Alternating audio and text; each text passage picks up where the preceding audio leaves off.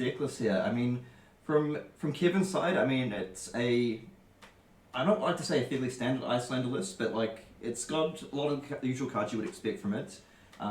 Nothing too crazy, I believe, in the matchup for Oldhim, but I think we may see the Red Eisenhower Weathervane. So it's a bit of a flashback, team versus team, player versus player, hero versus hero. Matthew Carcax was played against Nick Butcher in the Australian Nationals and managed to take it out on Iyslander with this sort of OTK setup with the Eisenhower Weathervanes and Ice Eternals, Energy Potions, the Insidious Chills, just all the permanents down.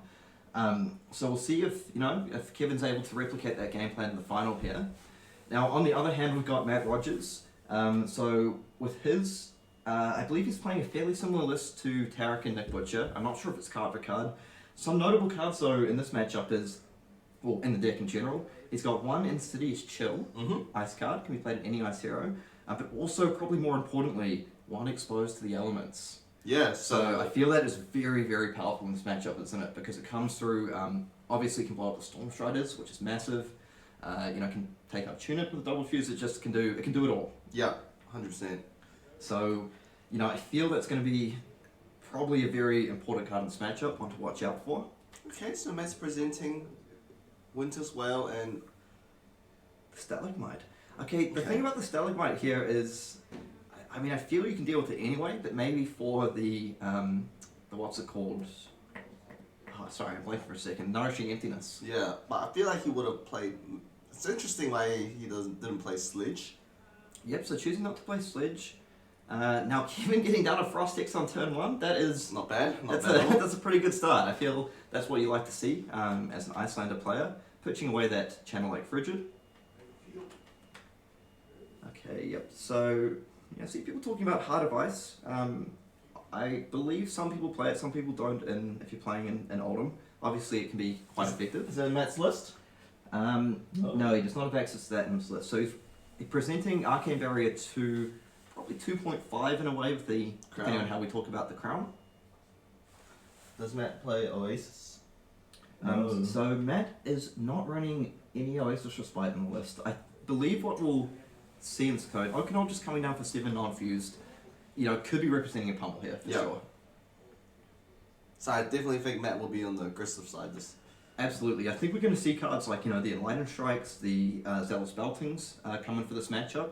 And also, I have heard from speaking to players and watching some games that part of the strategy against Iyslander is to just not give them these priority windows, like we saw from the Embodiment of Earth in the Briar game. Okay, so are we going to see a pummel come down here? Maybe that's why he's not playing the Heart of Ice. That's true, that could be something as well. So, okay, so no pummel, just a simple 1 damage come down.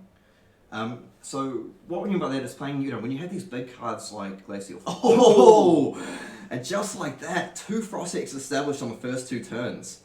Okay, so, Kevin's got to be absolutely thrilled with that setup, right? I feel the important cards into the late game are cards like the Amulet of Ice and the Insidious Chill, which you actually need to set up. But here we see his 2 Frost X's on turn 1 and turn 2. So I believe the Oldhim game plan from talking to other players, observing some games, is you go tall with cards like this. Cards like Spinal Crush, cards like Glacial Footsteps Red, Thunderquake Red, Command and Conquer Pummel, Oakenol, Fuse, things like this. So again, holding 1 card up, this could be, there is 1 resource available, I believe, for like the Crown Seeds, but also clearly they're representing a pummel. Yeah, but setting up double Frost X turn 1 too, that could be massive. Because usually, that's how you kill the Oldhim matchup, right? Absolutely. Now, one thing is though, the Frost X's, they are great to get them down early because you need to establish them at some point. But it's also, moving forward, I feel Kevin's really going to be looking for those Insidious Chills and those Amulet Devices. I feel that's what and the Energy Potions as well. He needs to establish his permanents on the board so he is able to set up this big late game play. Okay, so just one sink below coming down here. So potentially at the stage it's representing 5 damage.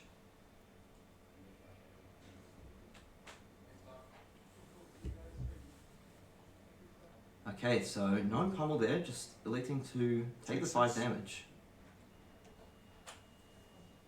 See the damage that they're missing? No, the sink below was played onto the spinal, so it was 5. Yes, but Iyslander starts at 35, right? 36. 36, so she should be on 31? Did we miss a damage somewhere along the way there? From the... Maybe? Because the Okanold, did that come through? Oh, maybe that's the one that missed the one. 7. So Yeah, yeah. 1 damage probably from that. Okay, so we see Kevin, what's he? So the 8th Ice Fan comes down, fused. A little bit hard for us to tell, but I think that's a yellow or a red. And again here, what we've seen Kevin getting down that energy potion onto the board. Okay, so choosing to pitch. Okay, so he's taking the full thing and he's just paying the tax for 2 here. So I believe it was a red. Just doing the old trick. Yep. Is it fused? Yeah, that's Ooh. fused. Okay. 9. So this is big. This is an Okanold fuse coming in for 9, dominate, and with the on-hit active. So far Matt's game plan of going tall has been pretty good. He's coming for 3, 9, and now 9 dominate. Don't forget that 7. Oh yeah, 7, 9, and dominate, and then 9 dominate.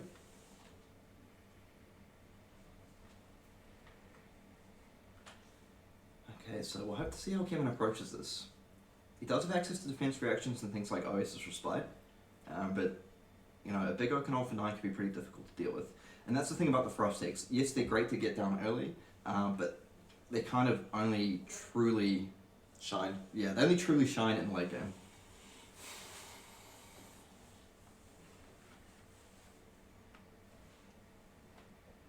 Okay, we'll see how Kevin wants to approach this here.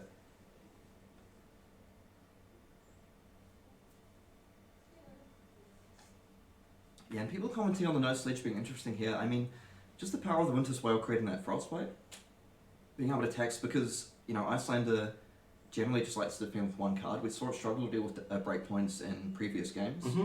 So the ability to just threaten a frostbite and you know tax your opponent 1 resource every single turn can be pretty good, particularly when looking at cards like Coronet Peak that require just a clean blue, and it becomes 4. Gonna using Fate.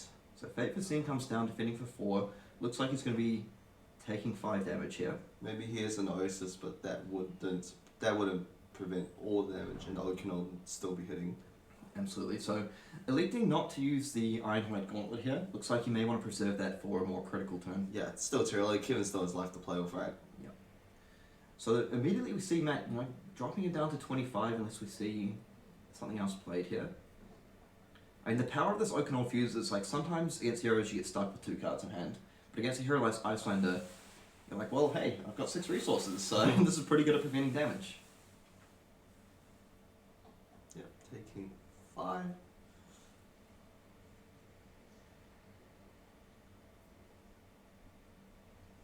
Now, I did think I saw an Insidious Chill in Kevin's hand somewhere, so we'll see if that's the case here. I think we may just see a Coronet Peak activation potentially. Tunic being on 3, pretty good for that. There you go. Yep. And Matt happy just to pick away the Tunic there. Find out Spring Tunic, you know, standing the test of time. Extremely powerful card.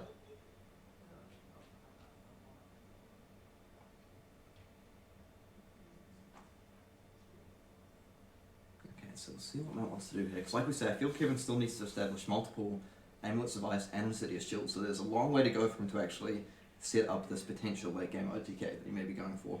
100%. So. Okay, so Matt just... I'm not sure if he's thinking about Crown or if he's just holding that Arsenal card.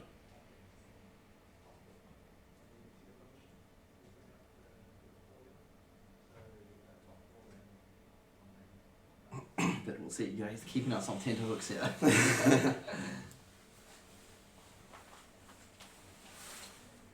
Okay, so Sonomar. Getting back the Okanold. Certainly a huge power card in this matchup. So this does give a priority window to Kevin if he would like to respond. Mm-hmm.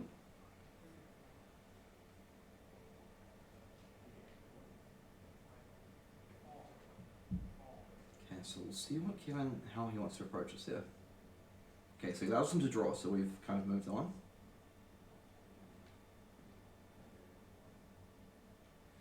Coming for pitch. Okay. Let's see if it steps going down fused. So that's coming for 10 dominate. So could be a blue one, but believe it's a red from what I can see. Yeah, so it's coming down for 10. So 10 dominate, not too shabby. yep. So far, Matt executing his game plan very well. Just lots of big attacks coming down for a lot of damage. Okay, so Cold Snap to activate the Frostbite and draw a card. So 2 resources available here for the Moon activation. Matt does have 2 resources up to prevent that. You know, the Frost X is potentially representing 2 damage from the Frostbite here. Okay, take And it looks like he's going to be taking 7 here. 7. 18. So just like that, half his life total gone. Coming all the way Moon for free. Okay, so the Moon's going to come down for 3 here.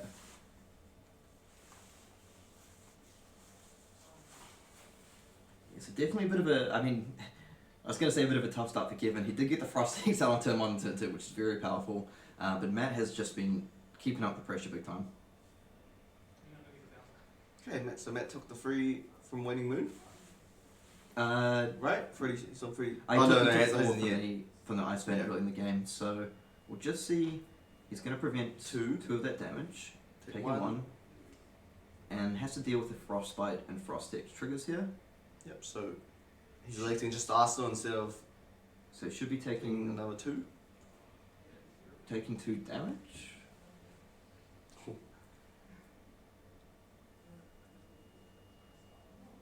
I thought that Frostbite should have dealt 2 damage there. I thought so too.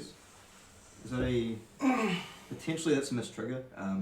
So maybe we'll just have to see if the players resolve that. So the Nourishing Emptiness coming down, and you know we can't see the power of the Stalagmite here, just being able to be pushed in front of it. I imagine he's just playing the Stalagmite because he's playing with as well, and it's just kind of like he has to, you know, he wants to have something in the offhand. Using Crown, preventing 1, pushing, push the Stalagmite and a free block. And they'll fully block the Nourishing. There we go.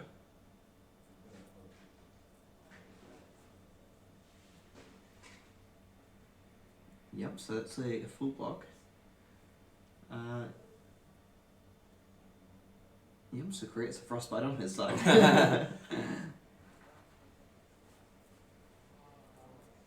So yeah, I mean, as we mentioned earlier, the Stellig for to deal with Nourishing Emptiness is quite a nice side benefit of playing the Winter Swale. But yeah, again, we'll have to see if those missed Frost X triggers come back to bite Kevin in the late game. Oh, and he's ice reacting him. Yeah, because it felt like there was 2 damage missed there.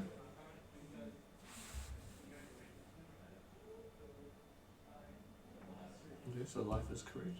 Okay.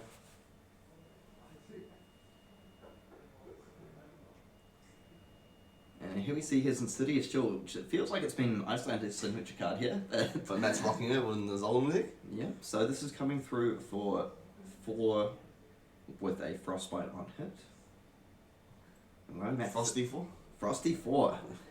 Allowing him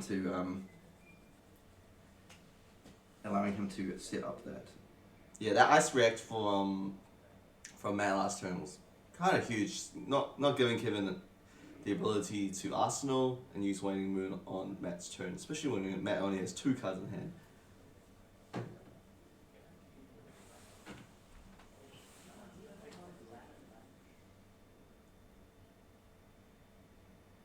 Apparently it was a mistrick. Okay, so it looks like the judges are just discussing the Frost X Frostbite situation.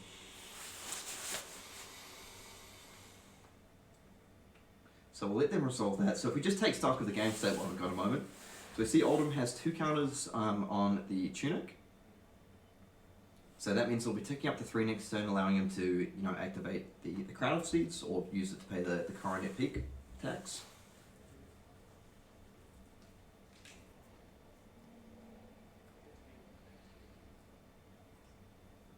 And yeah, so I feel like it's fair to say that Oldhim has got the better of the early going in this game. But Iyslander does tend to play a bit more for the late game. One thing I will say about the life totals, like obviously your life total is kind of a resource, but I feel as an Iyslander player, you kind of want to give up some of that life in order to establish things like Insidious Chill down on the board. I mean, when you saw the last game Kevin had with life totals didn't matter, right? Yeah.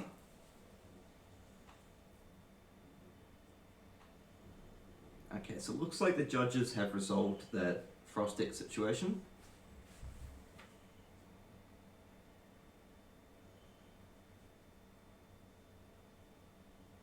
And we are moving on with the game.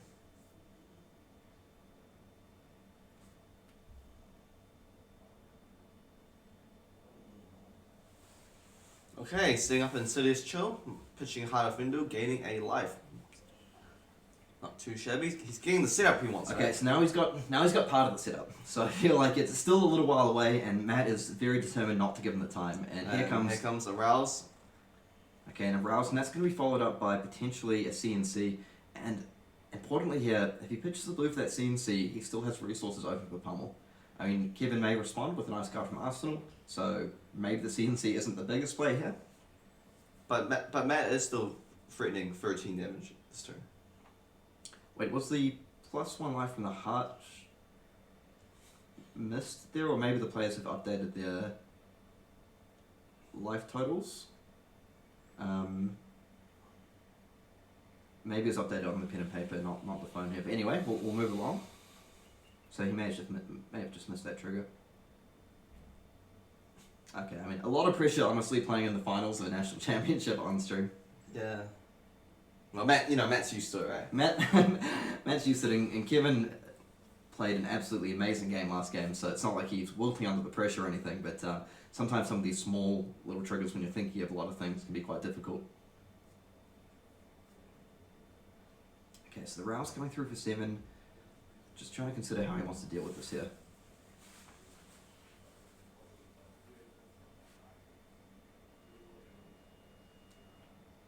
Okay, so he's just confirming what he revealed. Blue Thunderquake and Command and Conquer.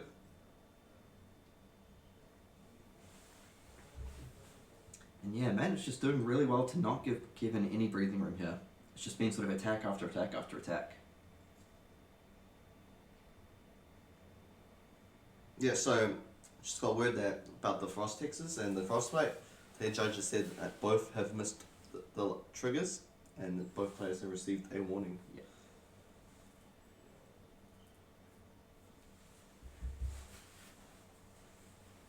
Okay, so it looks like Kevin, considering his blocks here. Yeah, I feel like Matt has really kind of accelerated the timeline of this game.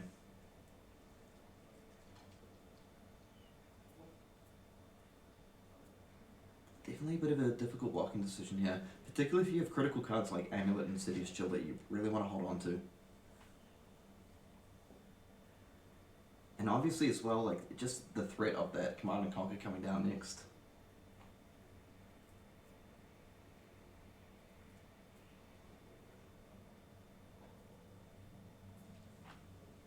So bear in mind, like, Kevin is down quite significantly on life, but he has held on to the Coronet Peak, and we're going to see an early energy potion here.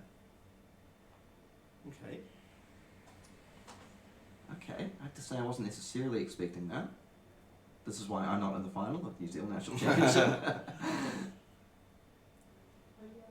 Okay, Oasis, getting a life. Okay, so he gains a life, looks like he'll be taking 3 damage here, which will drop him down to 16. I guess It's quite nice for sort of removing the on-hit effect, really, from the CNC. it's more like I think Kevin wants to keep his hand because of that energy potion usage. So we're thinking he may have something like maybe a second Insidious Chill or an Oh, amulet. Amulet, yeah. Yep. Because it feels ultimately the chills and the amulets are actually kind of a bit more important than having the full 3 energy potions down. Yeah. Potentially as well, maybe we're even looking at a second Oasis Respite Maybe. to use that second resource. Okay,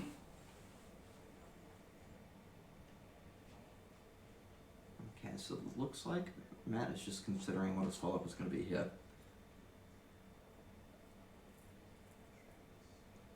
Okay, and Now Forget the CNC. You want to take damage? Here's 9. So presenting 16 damage this turn as Yeah. well. Okay, I think he's probably identified that Kevin really wants to keep his hand here, right? And like he's saying, well, if you want to keep your hand, you're gonna have to sort of. Got a 7. Gonna have This also affects the Amulet of Ices, because the Amulet of Ices do have Gogen. That's true.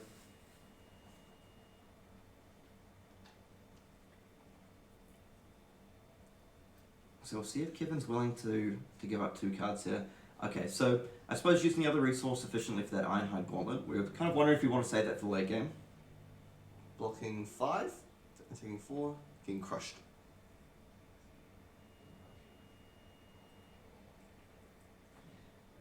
Okay, so still doesn't do something like Amulet of Ice into the moon. A for, yeah, there we go, A for Ice May. Okay, so I quite like this because I think he recognizes he needs to, stop Matt from just rolling through this entire game. He needs to get back the tempo at some point.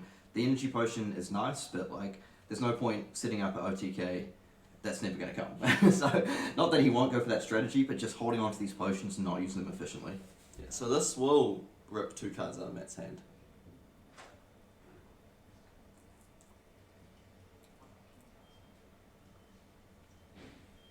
Okay, it's kind of Red Thunder Quick from Forcener's Chill, and there's Preventing 2 preventing- damage.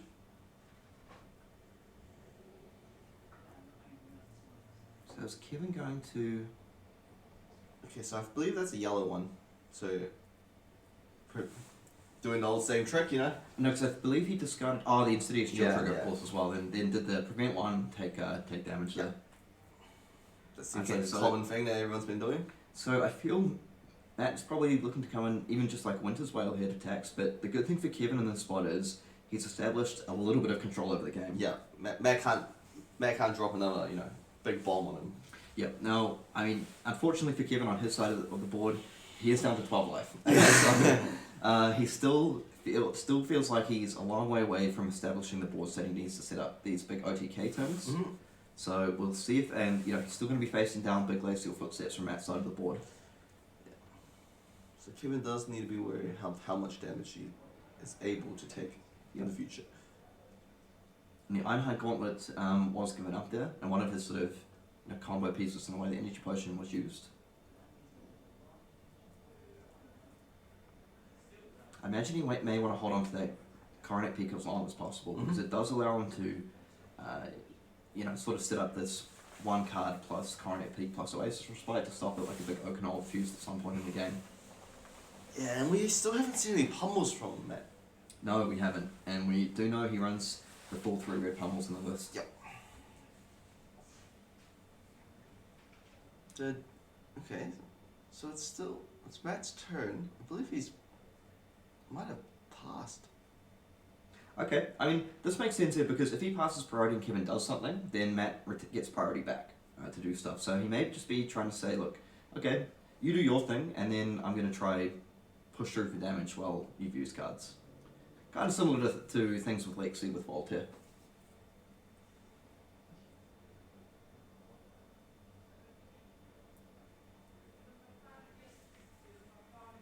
Okay, so Matt just chose to take the damage here.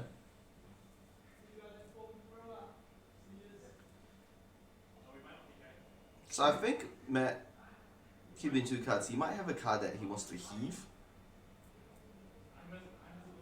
That's true. Because heaving does not return the priority to the opponent. But now that he can't heave him, I think he'll just come in for 4. Yeah, So he did have a red Thunderquake that he wanted to heave. Yeah, some of the issue with heave as well sometimes is when you heave it into Arsenal, if it gets stuck there, you can't crown set it away because crown's a face down card, as I But found he out. did bait 2 cards. He did force 2 cards from Kevin to deal some damage to him. And now he's swinging back for 4. And now Kevin only has 2 cards. I think he'll be taking 1 this turn if he chooses to block. Yeah, I mean, on Kevin's side of things as well, I mean, he is slowly chipping away that life total. Yeah. I mean, with 2 Frost decks available, we talk about needing all these Insidious Shields and everything else, and yes, you do kind of need them. But, when he starts, if he's able to stabilize it a little bit and get Matt into that sort of 15 to 20 life range, that's when it can come a little bit scary with things like the Frost Test, the Storm Shroud is active. Oh, defending with freezing point. That card is actually would deal 7 damage.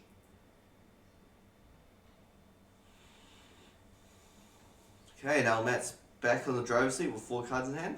Yeah, 4 cards. So Kevin's really hoping that he doesn't face down something like Glacial Footsteps here, I feel. Or basically any one of those like really big power attacks. Oh, yeah. Oh. Oh, wow. And then, And then speaking of big speaking of power devil, attacks, here we go.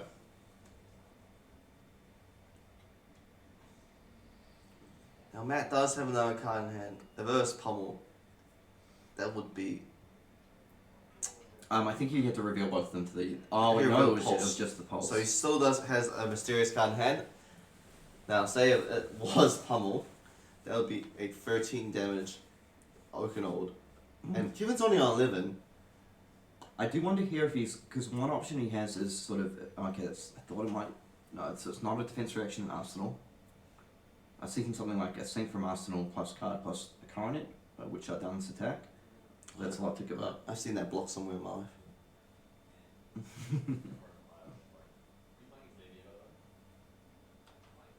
Yeah, I feel like this Oakenold will be connecting this turn here. And it is a giant Oakenold as well. That's an Ice Eternal in Kevin's hand, in Kevin's Arsenal. Okay.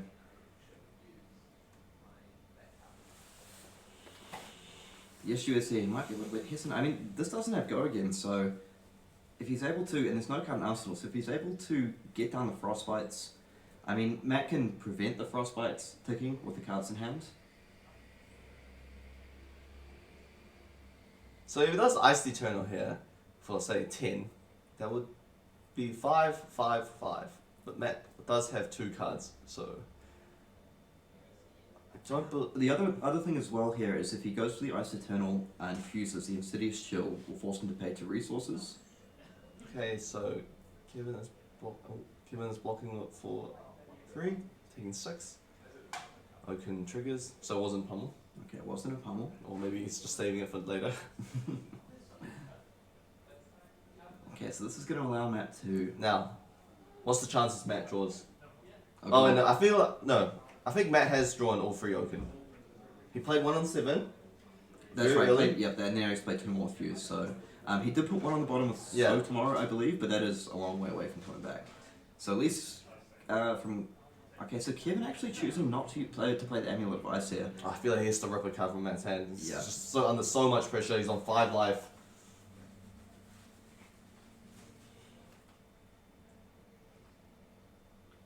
Okay, so choosing to hold on to the Ice Eternal as well. Maybe he wants to play that out a little bit early. Okay, so pitching a blue Glacial. Might be smelling a red one. And the Red Glacial is going to take away nearly his whole hand. So, okay, so we see the Online Strike come down. My guess is this is probably Go again. And with the Tunic available, it means he's going to be able to sledge even through 1 Frostbite.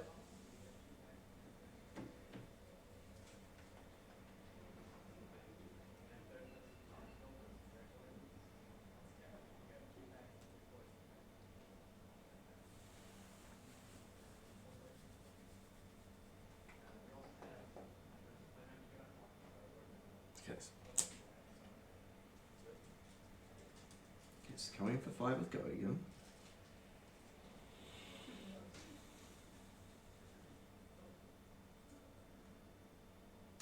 The thing is, there's the Pulse in hand, I believe. I mean, unless he asked for it, but I feel like he may have held onto it for the blue. Might put it in the bottom with V-Strike. That's true as well. But I feel at a minimum, Kevin's got to be expecting a follow-up with as well here.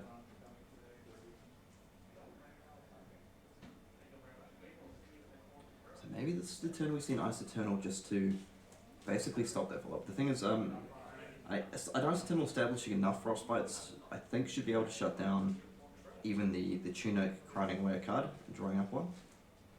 I think he would just respond to the Ice Eternal Tunic into Crown, right?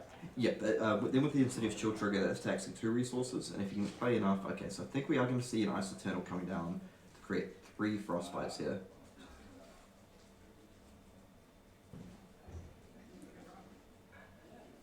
Fuse. Insidious Chill trigger. Okay, so you may see a Crown in response here.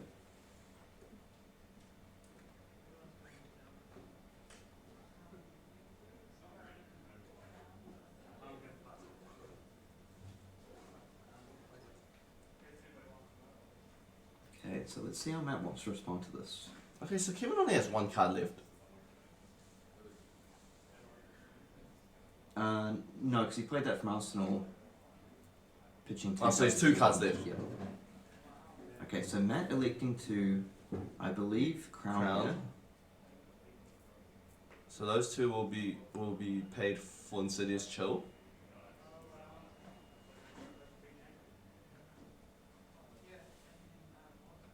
Okay, But even though if he takes 3, and he gets 3 Frostbites, right? If Matt has double blue, he could swing with Hammer. Still coming with Hammer. Yeah.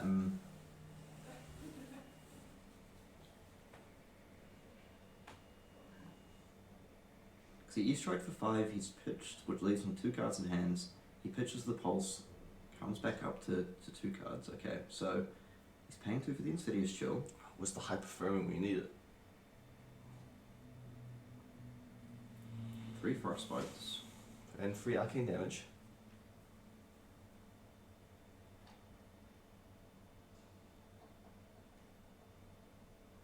Okay, just making sure to absolutely check what the card does. Okay, so the Crown looks like prevented one of that.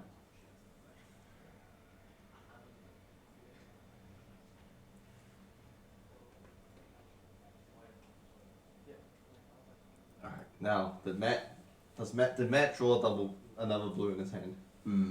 So it feels like he needs. I mean, he could get rid of the Frostbites anyway with something like, pitching a blue for the Tunic or something like that. Yeah. I feel he really wants to connect in with the Winter's Whale here. That would be actually huge. Because Kevin does need to block this line strike. It is threatening lethal. That's true. Something you forget sometimes when people are playing instant speed.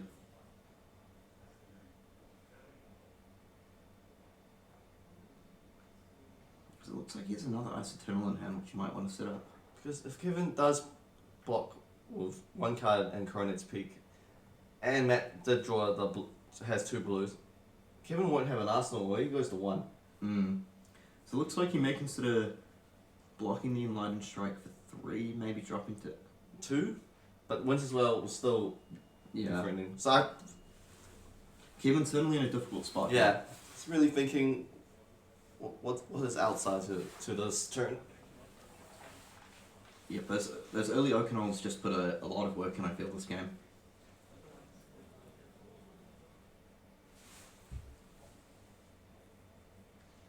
Okay, we'll see.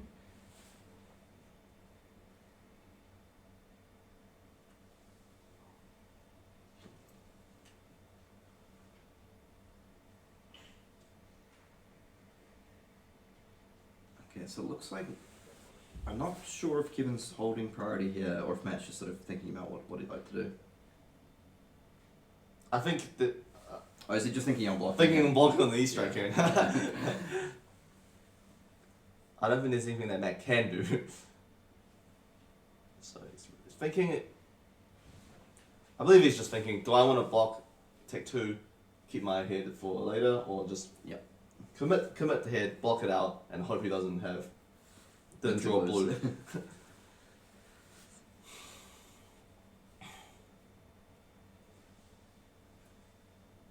so he's going to block for 3, take 2, drop down to 3.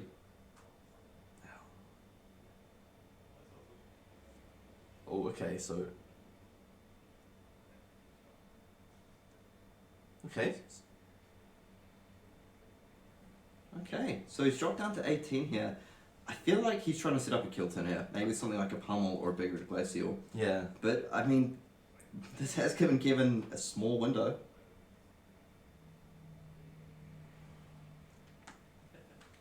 And that's the thing, the Oldhim deck does run like a large number of reds, with like red Thunderquakes, Glacials, Zealous Beltings, Pummels, all that kind of thing. So, I mean, certainly runs a higher percentage of blues than reds, but it's not crazy. I mean, it is a 31 to 39 split of that stickless, right? Yeah, I'm just thinking once he takes up things like the Sinks and the Fates, it still comes down Staunches. to... Yeah, and the Staunches. So, but yeah, still about 35 Still a fair amount of.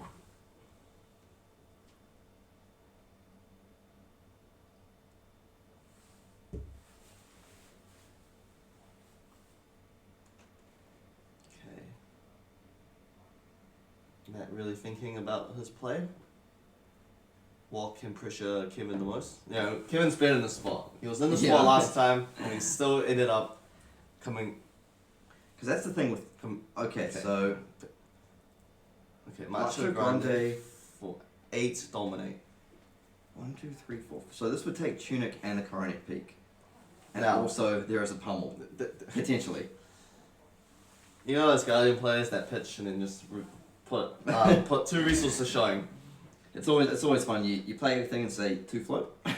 2 float. Do I have to pummel or not? Because that's the thing as well. Like, you know, a big kill turn here, trying to create enough frostbites. I mean, those triggered end of turn. Yeah. This Macho Grande is coming to your face right now. Yeah. So 1, 2, 3, 4, 5. So let's see. How can he block this here? Assuming no defense react in us, because we know he's got Ice Eternal and Arsenal, right? He's got Coronet Peak, Tunic. That's 1, 2, 3, 4, 5, 6 from hand. So he would need something like an Oasis Respite here, I feel. Oh, you mean block it all out? In order to block it. Oh, yeah. Even Oasis through pummel. So I mean, if we assume it's 12. 1, 2, 3, 4, 5, 6, 7, 8. I feel he would need an Oasis Respite to live with this red pummel here. Yeah. But that's one thing. I mean, in the attack step as well, as Chat's pointing out, and Ice Eternal here strips enough resources to, tax enough resources that he actually cannot play the pummel. So I think Kevin really thinking this one through here. So even if he commits the Coronet Peak and the Tunic, he's going to have to defend with at least 1 card here.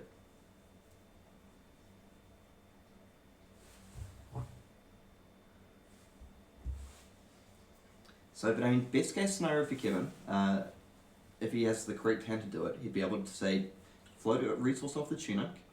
He could defend with Tunic, Coronet Peak 1 card, be taking 2 damage. Mm-hmm. Then he would still be able to pitch 2 blues to Ice Eternal and reveal the 3rd card for Fuse. Yeah. So that would create 3 frostbites. But Matt does have access to Crown of Seeds. Yes. Try dig for another blue. Still has Tunic floating. He basically has 3 resources floating at the moment. Yeah. So just to clarify, he can't block 6 with equipment. He can block up to 6 with equipment plus a card. Okay, so Kevin, I feel understandably this is probably the most important turn of his entire tournament. Yeah. It's do or die for Kevin, right? It's absolutely do or die for Kevin here. So he needs to figure out the best way to deal with this attack. So I think he's just having a look to see through, like, can I afford to sit on this for 1 more turn and save my Ice Eternal and get around your pummel?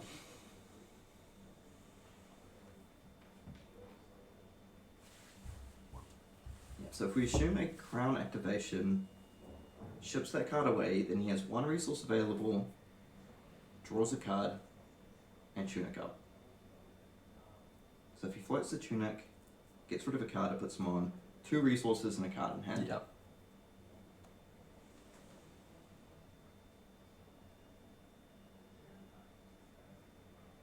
So yeah, this is an absolutely critical turn of the game here.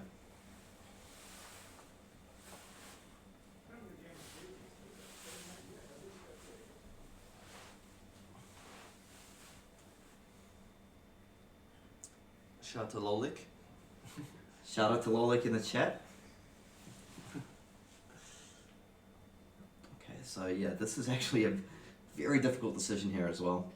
And maybe one of the situations where he's like a resource short on what he wants to do. Yeah. But we're seeing a lot of blues in hand So it here. looks like he wants to pitch 2 cards. It's looking like that gesture. So maybe the pitch 2 cards to Ice Eternal, yeah, into 2 cards to Ice Eternal create 3 frostbites. And the thing is, if he gets 3 frostbites that can't be broken and survives this turn, right? Then the actual, I mean, Ice Eternal's coming for 3, that could be prevented. But the frostbites are going to actually deal a little bit of damage. 6, essentially.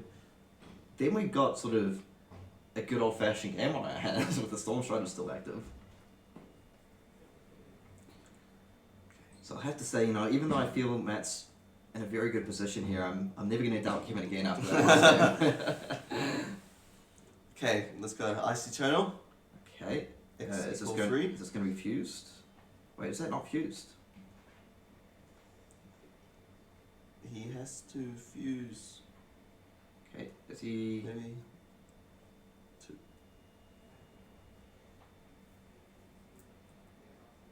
Okay, so he is holding a fate, so maybe he wants to... Okay, the Insidious... Okay, so X equals 2.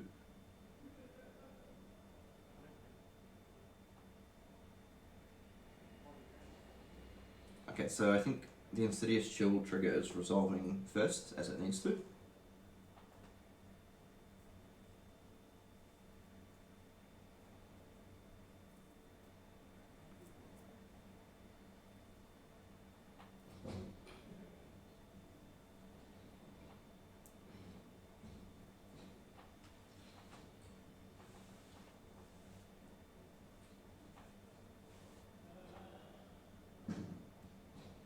Okay, looks like the players are just resolving the priority order here. Okay, Judge Call. I think it might be something to do with the Insidious Chill. So he announced the fuse but didn't show the card. Okay, well, we'll let the judges resolve this one.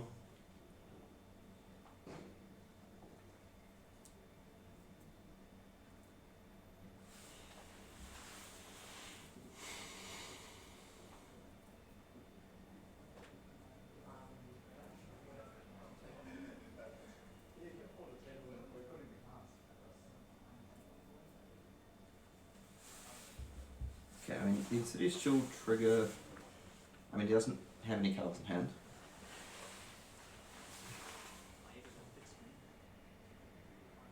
So he does have that Fate for Scene available.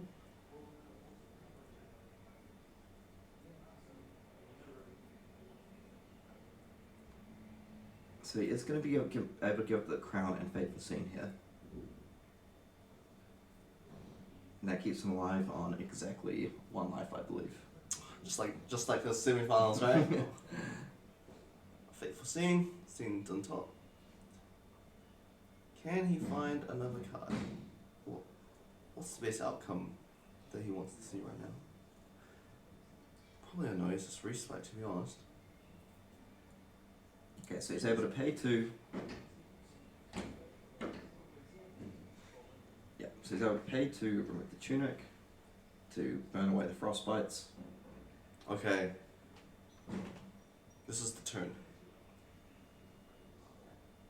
Yep, so Kevin does have these Storm Shadows available. I think that last turn, he really wanted to hit more blues. Yeah. To at least force away the Tunic Crown and push a little bit of damage. I mean, if you'd been able to drop Matt to, 10-ish there, then maybe he's looking a little bit better.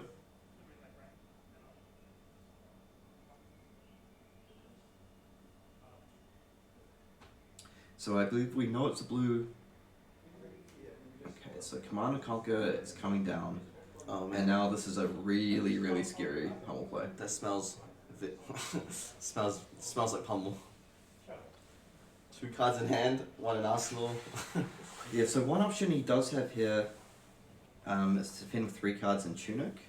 Here's an energy potion, an Oasis, and 2 blues. Okay, so the Oasis is quite good here. But he's on 1, Kieran. Even if he... I mean, just being able to defend with 2 cards and then Oasis the pummel. Yep. That buys him just like the tiniest bit of a breathing room.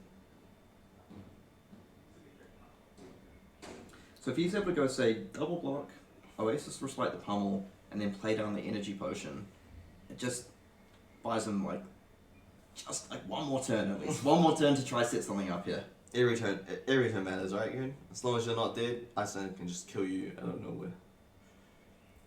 Yes, the Storm Strider is still active. And against a deck like Oldhim, it's a little bit more difficult than the Briar one we saw earlier, just because of the sheer density of blues in the deck. Okay. Blocking 6.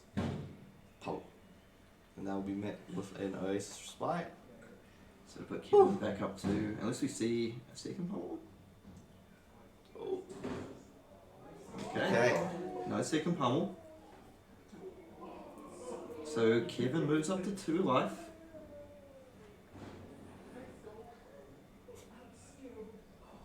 And now he's going to be able to get down the energy potion.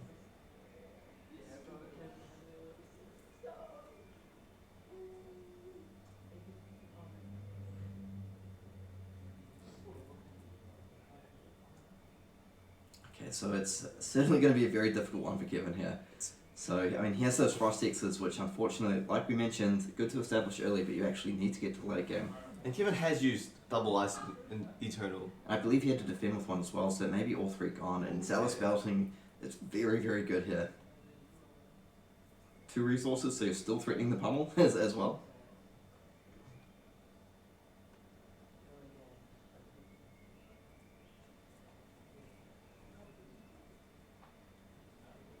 Is Kevin going to find a way to claw his way back, or is Matt coming back for the title to become the 2-time New Zealand national champion? I feel Matt has just played out his game plan perfectly here. Yeah. Lots of big attacks, never give the Iyslander room to set up, and just go from there. Matt has definitely practiced this matchup a lot. Yeah, I imagine so. With Iyslander being so popular in the meta, I feel on a hero like Oldhim, you need to have a strong game plan and know what you're going to do.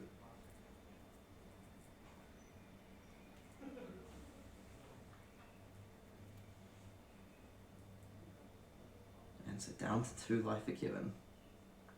That's the thing though, if all 3 Ice Eternals are gone, that actually kind of removes that big play that you're trying to do.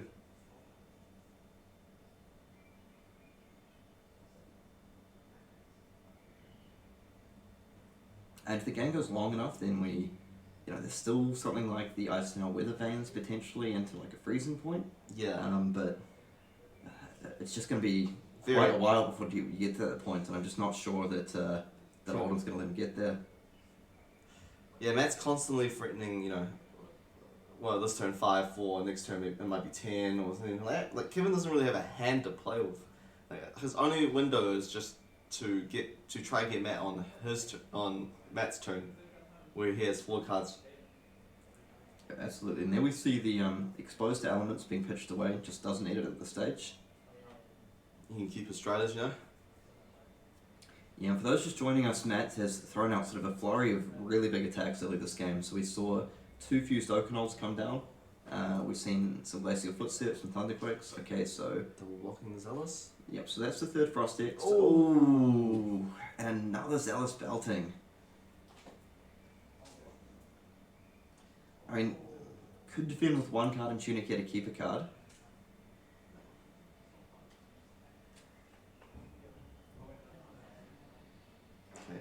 Oasis. Yeah, Oasis Respite. And there's one of those freezing points we talked about. Heading back to the bottom. But now again, just giving Matt so much time to find that final dominate attack he needs to close out this game. Does Matt have it? Because that's saying just the threat of pummel. Okay, so it looks like he's going to use the crown. Sorry, the tunic for crown, I believe. See if Kevin has any response here. I think he's still sitting on that 8th Ice Hail on Arsenal. Okay, so he's floating the tunic.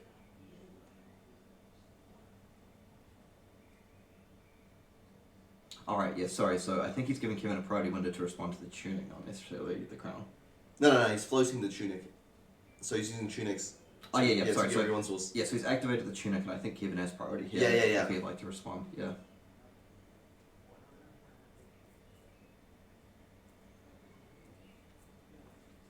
And that's the thing, while the Frost Hexes are good at early game, you probably actually want the Insidious Chills a little bit more. Just to try and buy yourself a little bit of time.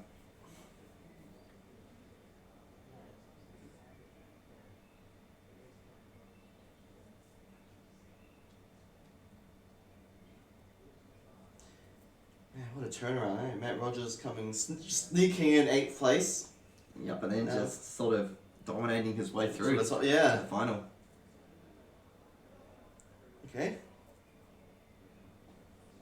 Okay, so the 8th has come down, 2 resources available. That's going to create a Frostbite. What this does mean is that Matt will need to pitch at least 1 card to use the crown.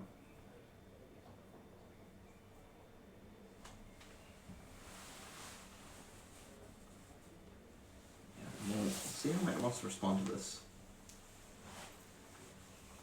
Because I feel like Matt is really dictating how the game is played here now. Yeah. Kevin doing his absolute best to hang on for dear life. Just, yeah, it's not been a window for Storm Striders. Okay, so the crown's being activated.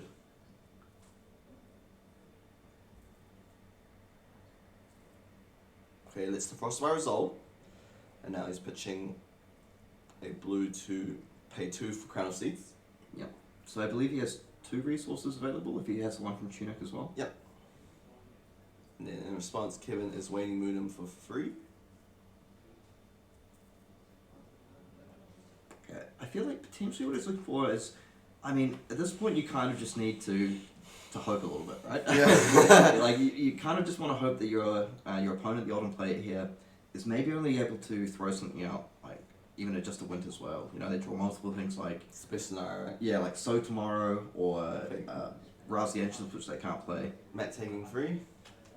Yeah, I Crown mean, resolves. and while I fully appreciate that it's very unlikely, sometimes you do need to play towards your outs.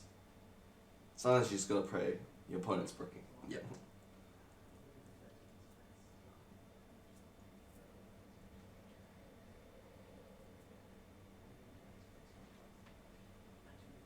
So 13 life to 2. I think Matt really wants to sort of dig towards that final Dominator tag to close it out here.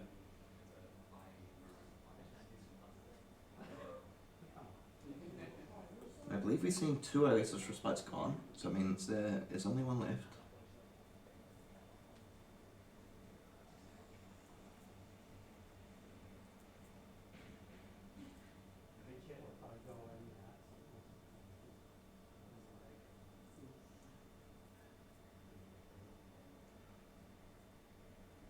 Okay, so Kevin's still with 3 cards in hand. He does have a Sink Below here.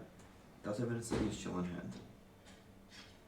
I feel what he's really hoping for is just a Winter's Well, and he's able to get away with just Sink Belowing and trying to get something going. Now Matt's really thinking in the tank. Because the other option is as well, if it's just a small attack, he potentially wants to get away with defending with 2 cards Okay. and getting that Sink Below down to maybe buying 1 more turn. Yep.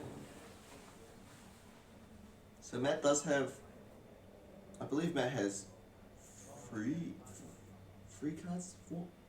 No, 4 cards in hand. 4 cards in hand Because Tunic into Crown, drawing a card.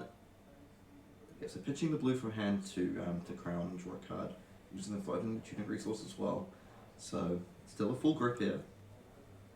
So Kevin with the Storm Striders and the Energy Potion available. So I think Matt realizes even if he feels very ahead, I think he wants to make sure he just gets everything absolutely right here.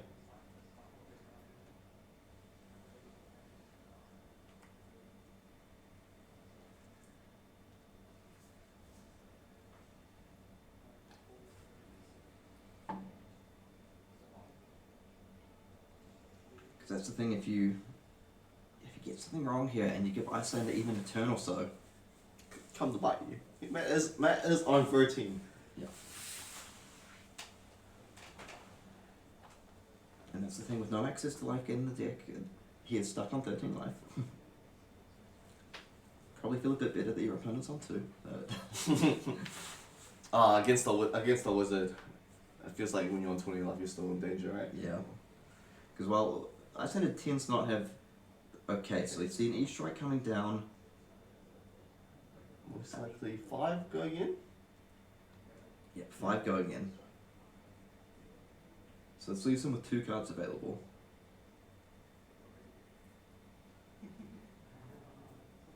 So it feels like this will limit his follow-up to, I mean, probably 6 maximum, or something like a CNC, 2 cards left. Yeah. CNC is the best one, right? Or maybe it's another Easter egg. Yeah, and I actually tried another E-Strike for 7, because we've seen 1 E-Strike already this game, I believe. Yeah. This is the 2nd, could have the 3rd. So will Kevin give up the... So if he gives up the Sink Below here, to stay on 1, Then Winter's Well will be coming in, and then they will force that may force out the Tunic. Tunic and a 1 card. Okay, so 4. Ooh. Okay. Okay, so Kevin able to Survive. survive. He keeps a card in hand to place an arsenal as well. So he's hung on for one more turn. So he does have those. I mean, the Frost Hexes feel not highly relevant at this stage. I mean, they may become relevant, but on this particular turn right now, Okay. this might be the Glacial. Okay, so Spinal. Spinal Crush. For 9. 2 cards in hand. So still a card in hand. So two cards in hand, one resource available. Now this demands at least 3 3 cards. cards. Now this might just be the turn where, so even if you 4-card block, the red pummel's going to be 13. Yeah. So I feel this is the turn where you just have to defend with 3 cards and And pray. really hope for the best. Defend with three defense cards as well. Okay, so I think he's got it. I think he can present 9 here to defend.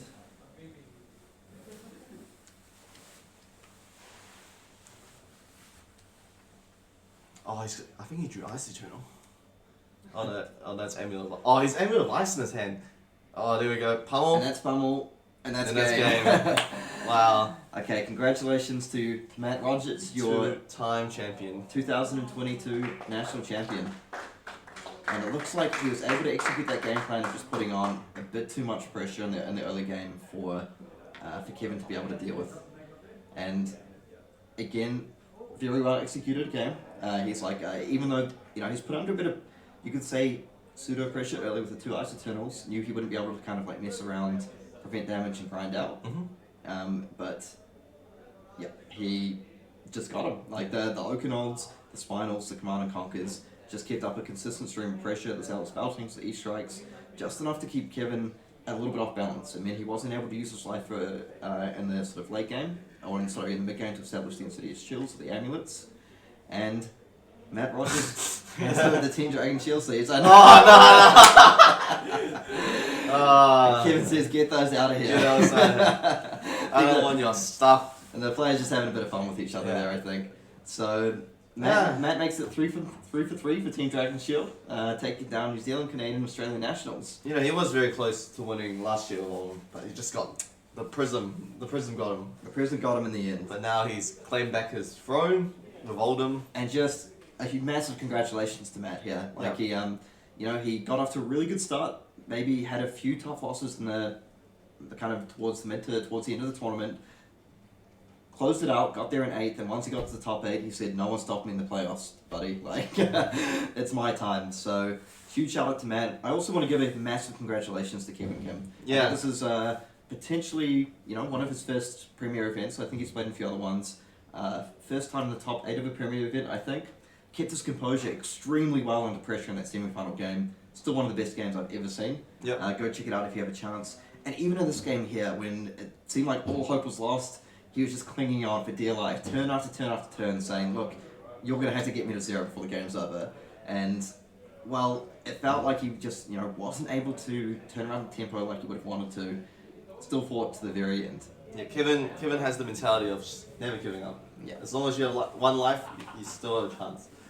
Alright, well, I think that brings our coverage of the New Zealand National Championships to a conclusion.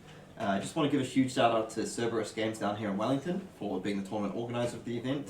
A massive shout out to Sushi Night Gaming for organising the streaming and having that up for us all weekend. And of course, a big thank you to all of the judges who made sure this was a very well run event, went very smoothly. All the staff, everyone who made this event a big success. Thank you to all the players and competitors who came along. And yeah, I believe that's it for us. We're probably off to the after party to have a bit of a chat about all the games and everything. And yeah, big shout out to Legend Story Studios for hosting this National Championship Series, putting up cash prizes, putting up gold foils, just making it basically an all-round great experience for everyone around the world. Yep. Okay. Okay, well that's it from us. We'll catch everyone at Worlds, I guess. Catch everyone at New Zealand will be at Worlds, and we'll catch you next year at New Zealand First Blood Nationals. Yep. So that is Kieran, aka Mr. Classic, and Newson Zing signing out. Thank you for staying with us.